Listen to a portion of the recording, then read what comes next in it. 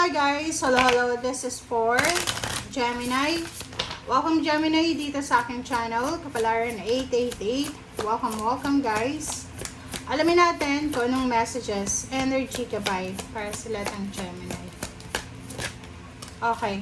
Number 2911. This is manifestation of job, career, love life, manifestation of peace and harmony.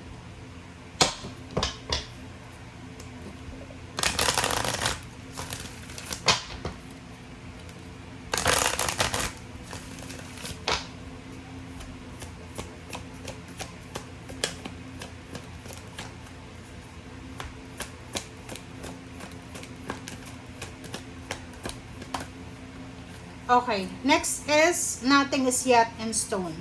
Okay, so yon. So nakikita ko sa'yo dito, ang linggong ito, marami kang minamanifest, marami kang pinapangarap, parang nagde-daydreaming ka, or marami kang gustong simulan or gawin. Pero, sinasabi ng bara sa'yo dito, Gemini, na this week, medyo medyo kalma pa. Kailangan nating kumalma, huwag tayong masyadong magpadalos-dalos, kasi wala pang sigurado.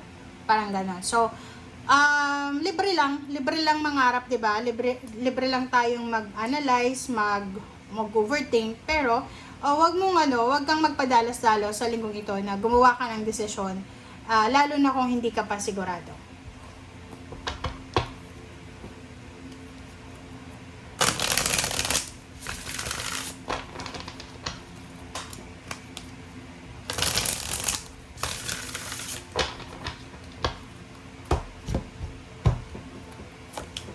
Okay. 9 of Swords, 3 of Cups. Okay, guys. Nakikita nyo ba yung mga baraha? Yung baraha natin dito, sinasabi ng baraha sa'yo, Gemini, na may malungkot dito. You are, tired ka. Pagod ka na. Medyo exhausted ka. May mga gusto kang mangyari, may mga plano ka sa buhay mo na posibleng hindi matutuloy sa linggong ito. Maybe you're planning to travel, planning to celebrate. Yung iba sa inyo dito, hindi kayo makapag-desisyon. It's because you are busy. Parang nagtatrabaho ka sa gabi, sa umaga, sa weekend, parang ganon. So, nakikita ko sa'yo dito na, OFW ka ba? Kasi parang like, halimbawa, ngayon, April, May, June, parang gano'n. So, maybe you're planning OFW ka, plano mo sanang umuwi ngayong Abril para sa isang celebration, but ang problema dito is imposible. Okay? Imposible, siguro mahal yung plane ticket, or siguro may trabaho ka na kailangan tapusin. So, ang magagawa mo lang is umiyak, mag-overthink, parang gano'n. And ang magagawa mo lang is nasa 9 of Swords, parang regrets, parang ganon. Okay, so Gemini, kung ano man tong mga hindi natuloy, sinasabi ng bara sa'yo na there's a reason. Okay, everything happens for a reason. So wag kang masyadong ma-stress. Okay, so sa ngayon nasa 3 of Wands yung sa ilalim niya. Sinasabi ng bara, if you are Gemini, na parang looking for a relationship. Maybe may edad ka na, nagkakaedad ka na, tapos nag-aantay ka ng relationship. Sabi ng baraha dito, huwag kang magsisettle sa kung kani-kanino lang, okay? Dahil sa medyo may edad ka na, kailangan mo pa rin maghintay ka pa rin ng konting oras, okay? Huwag kang magsisettle, huwag kang mag-aasawa na kung sino-sino lang yung inirereto sa'yo, okay? Okay, 9 of Swords.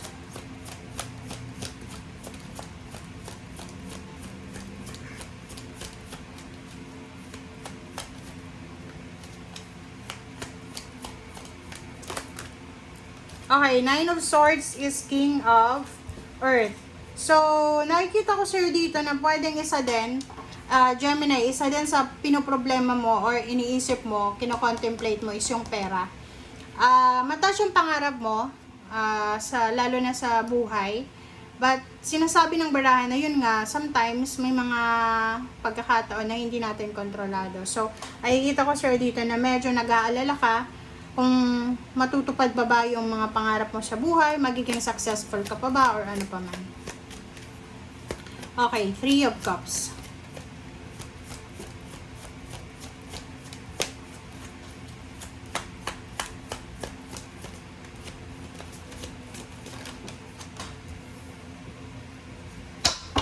Okay, so dito, sinasabi ng baraha sa'yo na may celebration sana. Okay? May celebration sana na gagawin ka. Pero ang problema dito is walang pera. Kulang sa funds, walang pera.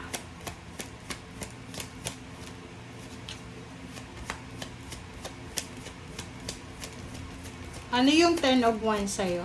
Ano bang ginagawa mo? Okay. Queen of Water. So, nakikita ko sa'yo dito na ano ka masyado kang busy, masyado kang abala sa trabaho, wala kang oras para sa emotional na mga sitwasyon, parang ganun, kasi nakafocus ka para sa mga obligations mo and duties and responsibilities. Parang wala kang oras pa kahit sa pagtawag sa magulang mo or sa mga karelasyon nyo, sa karelasyon nyo, kaibigan, or yung usual na ginagawa nyo. Hindi possible siya sa ngayon. Okay, so maganda to kasi itong 8 of Fire tsaka 2 of Swords ay resonated sa bawat isa. Ano man daw ito na hinahangad mo, hindi pa siya darating, pero hindi ibig sabihin na hindi siya talaga darating. Ang sabi ng baraha sa'yo dito, kung hindi ka daw sigurado, like halimbawa, may mga plano kayong travel, mga relocation or whatever man, kung hindi ka daw sigurado, ihang mo muna, i-delay mo muna, 'di ba? I-postpone mo muna. Wag kang parang desisyon na dahil lang sa na-stress ka, dahil lang sa na-pressure ka, gagawin mo na. Yun ang nga sa relationship, sabi diyan. May edad ka na ba? Okay, kung may edad ka na, huwag kang magsisettle sa mga relationship, trabaho, negosyo na alam mo na hindi para sa'yo. Okay? And last card natin is Lovers. Relationship. Nakikita ko ang dami mong plano. Like, may asawa ka na ba? Or in a relationship ka. Ang dami mong plano para sa relationship. Pwedeng plano mong magpakasal, plano nyong mag-travel together, plano nyong magpatayo na ng bahay, plano nyong mag-migrate sa Amerika, plano nyong pumunta ng ibang bansa together for vacation or for relocation. And sinasabi ng barahan na pwedeng hindi muna siya matutuloy sa panahon ngayon. Okay? Thank you guys for watching. Bye!